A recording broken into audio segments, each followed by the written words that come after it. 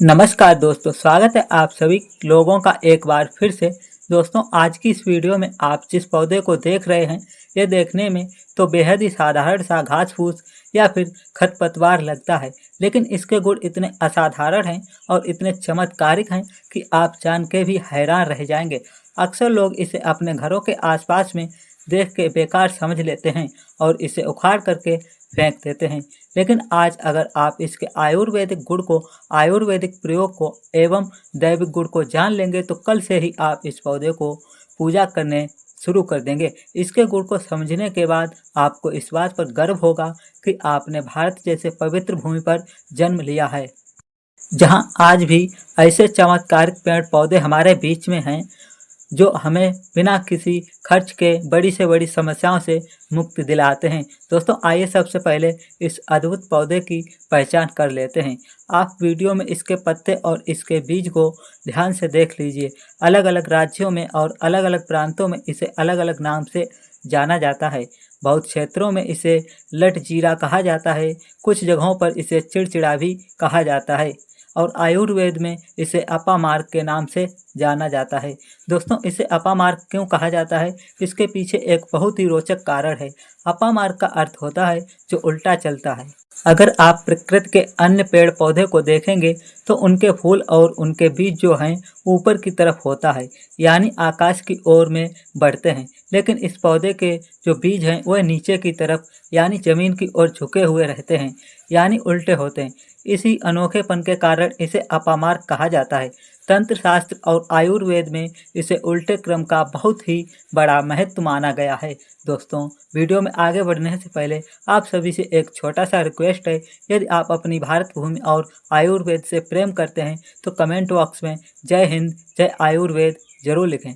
और अगर अभी तक आपने चैनल को सब्सक्राइब नहीं किया है तो चैनल को सब्सक्राइब जरूर कर लीजिए और सच्चे दिल से कमेंट बॉक्स में लिखें हर हर महादेव, ओम नमः शिवाय। दोस्तों, इस पौधे की महिमा के बारे में मुझे सबसे पहले ज्ञात तब हुआ जब मेरी मुलाकात एक हिमालय के तपस्वी संत से हुई। मैंने उससे बातों बातों में पूछ ही लिया कि महाराज, आप लोग महीने तक बिना अन्न और बिना जल के इतनी कठिन साधना कैसे कर लेते हैं? आपके शरीर को ऊर्जा कहाँ से मिलती है?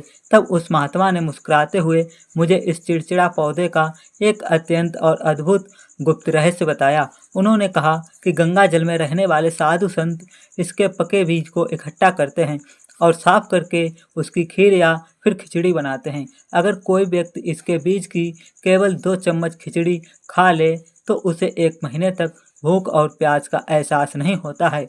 यही कारण है कि संत जन इसके सेवन करके लंबे समय तक बिना विचलित हुए जो है अपनी साधना में लीन रहते हैं। दोस्तों, धार्मिक ग्रंथों में माना गया है कि अपामार्क की जड़ में साक्षात माता गंगा का वास होता है और इसके निर्माण के समय अमृत की कुछ बूंदें जो हैं इसकी जड़ों पर गिरी थीं। यही वजह है कि पुराने जमाने के जो हमारे बुजुर्ग आज भी इसकी लकड़ी का दातुन करते हैं। आइए दोस्तों, जानते हैं इसके जड़ों के आयुर्वेदिक प्रयोग। नंबर 1, दांतों के दर्द के लिए। अगर आपके दांतों में लंबे समय से दर्द रहता है, पायरिया की शिकायत है, मसूड़े से खून आता है या डॉक्टर की महंगी दवाई खाने के बाद भी आराम नहीं मिल रहा है, तो आप अपामार्क की जड़ का दातुन करना शुरू कर दें। केवल 15 दिनों तक लगातार इसकी दातुन करने से दांतों के सारे कीड़े और बैक्टीरिया जो है जड़ से खत्म हो जाते हैं। इसके असर से दांतों का भयंकर से भयंकर दर्द भी 2 से 3 दिनों में गायब हो जाता है। नंबर 2, दांतों का पीलापन दूर करने के लिए। दोस्तों, कई लोगों के दांत बहुत पीले और भद्दे दिखाई देते हैं, जिसकी वजह से उन्हें समाज या फिर दोस्तों के बीच में शर्मिंदा होना पड़ता है। ऐसे लोगों के लिए अपामार्क के दातून किसी वरदान से कम नहीं है। इसके दातून करने से दांत जो हैं मोतियों के जैसे सफ़ेद हो जाते हैं, साफ हो जाते हैं और चमकदार बन जाते हैं। नंबर 3, सिर दर्द। दोस्तों, अगर आपको डिप्रेशन, कम नींद आने, लू लगने या फिर गर्मी के कारण तेज सिर दर्द रहता है तो अपामार्क के पके हुए बीजों को लाकर के पीस लें और इसका बारीक चूरा यानी पाउडर बना लें। इस चूरा को बस एक चुटकी अपने हाथ पर रख के उसे सूंघे। इसे सूंघने मात्र से कैसा भी सिर दर्द हो उसमें तुरंत आराम मिल जाता है। आप इसके पत्ते को लाके जला करके उसकी भस्म बना लें, यानी राख बना लें, और इसे अपने माथे पर लगा लीजिए। कैसा भी सिर दर्द वो समाप्त हो जाएगा।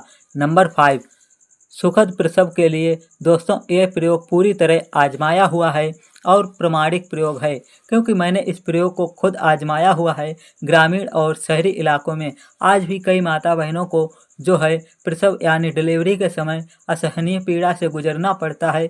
कई बार डॉक्टरों के ऑपरेशन या फिर चीड़-फाड़ के सहारा लेना पड़ता है, जिससे आगे चलकर के महिलाओं को जीवन भर कमर दर्द और शारीरिक कमजोरी का सामना करना पड़ता है।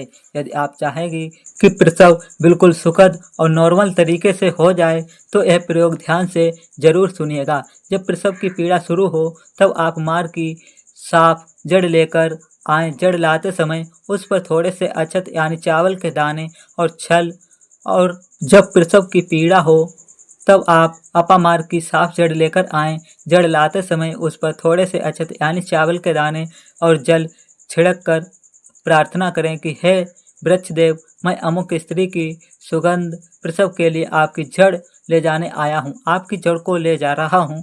कृपया अपनी कृपा प्रदान करें। इस जड़ को एक लाल रंग के कपड़े में बांध करके प्रसूता स्त्री के कमर में बांध दें। दोस्तों, ईश्वर की कृपा से मात्र 10 से 15 मिनट के भीतर बिना किसी चीर फाड़ के बच्चा सुरक्षित और सामान्य रूप से दुनिया में आ जाएगा। लेकिन इसका एक सावधानी भी है।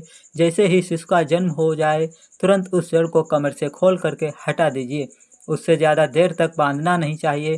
दोस्तों, आयुर्वेद के साथ साथ इस पौधे में कई ऐसे सकारात्मक ऊर्जाएं होती हैं जो हमारे जीवन के परेशानी को दूर कर सकते हैं। जैसे अगर आपका व्यापार मंद चल रहा है, दुकान में ग्राहक नहीं आते हैं या फिर आमदनी रुक चुकी है, तो किसी भी शुभ दिन जैसे रवि पुण्य नक्षत्र, गुरु पुण्य नक्षत्र, दीपावली या फिर होली के दिन अपामार की जड़ को सम्मान पूर्वक अपने घर पर लाएं। इसे गंगा जल से धोकर धूप दीप दिखाएं। लाल कपड़े में लपेट करके अपनी दुकान की तिजोरी या फिर मुख्य द्वार पर इसे बांध दें। इसके प्रभाव से आपकी जो दुकान में ग्राहकों की भीड़ लग जाएगी और व्यापार में दिन दुगनी रात चौगुनी तरक्की होगी। दूसरा है नौकरी और रोजगार प्राप्त के लिए। यदि आप बेरोजगार हैं या मनचाही नौकरी की तलाश, दिन आने का निमंत्रण दे आएं। रविवार के दिन सूर्य उदय से पहले इसके जड़ को खोद करके घर लाएं। सोमवार और मंगलवार को इसकी विधि विधान से पूजन करें और बुधवार के दिन इसे ताबीज में भर करके या फिर कपड़े में बांध करके अपने गले या फिर बाजू में इसे धारण करें।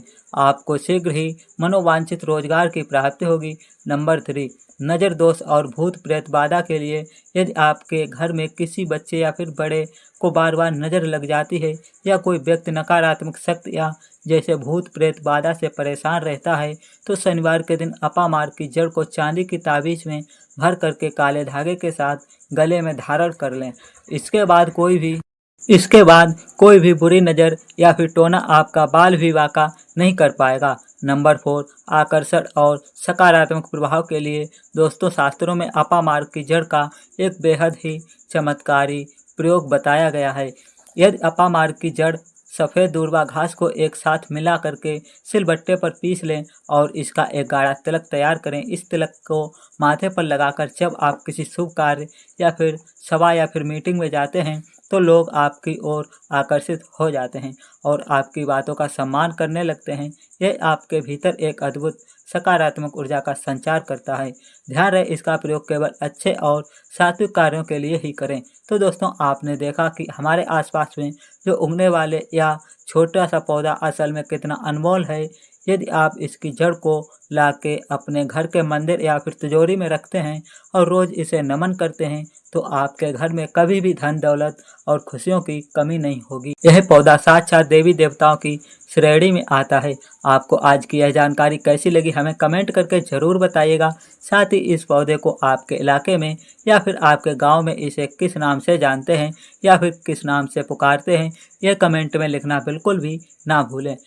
इस वीडियो को आपने मित्रों के, अपने परिवार के साथ ज़रूर शेयर करें, क्योंकि आपका एक शेयर किसी ज़रूरतमंद के लिए अमृत के समान साबित हो सकता है। वीडियो को अंत तक देखने के लिए आप सभी दर्शकों का बहुत बहुत धन्यवाद। नमस्कार।